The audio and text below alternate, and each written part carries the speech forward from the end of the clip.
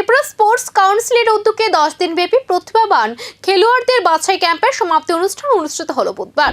এই কোচিং ক্যাম্পে রাজ্যের বিভিন্ন প্রান্ত থেকে তরুণ খেলোয়াড়রা অংশগ্রহণ করেন। তাদের দক্ষতা উন্নয়ন ও ভবিষ্যৎ ক্রীড়া সম্ভাবনা যাচাই করাই ছিল এই উদ্যোগের মূল লক্ষ্য।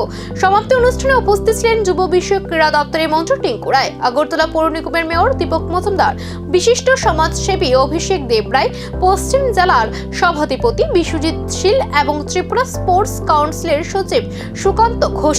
বক্তারা জানান, রাজ্যের ক্রীড়া প্রতিভাকে আন্তর্জাতিক মানে পৌঁছে দিতে এই ধরনের ক্যাম্প অত্যন্ত গুরুত্বপূর্ণ ভূমিকা রাখে। দেখুন, আমাদের স্পোর্টস কাউন্সিল সারা রাজ্যেই অনেকগুলো কোচিং সেন্টার চালান, ইন্ডিভিজুয়ালি আলাদা আলাদা করে।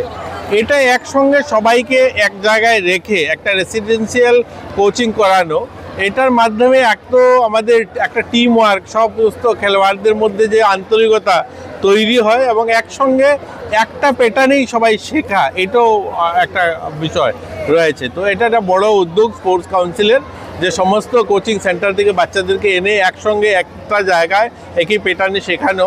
আমরা আশাবাদী আগামী দিন আমাদের স্পোর্টস কাউন্সিল বা আমাদের sports department, school sports board, এই সকলে মিলে যেভাবে কাজ করছে, আমরা রাজ্যস্তরীয় নয়, আমরা ন্যাশনাল ইন্টারন্যাশনাল লেভেলে ভালো খেলোয়াড় দিতে পারবো। আর এবার আমাদের জাতীয় গেম হচ্ছে শিলংয়ে। এই ক্যাম্প থেকে উঠে আসা প্রতিভারাই কি আগামী দিনে ত্রিপুরার ক্রীড়া মানচিত্র বদলে দেবে?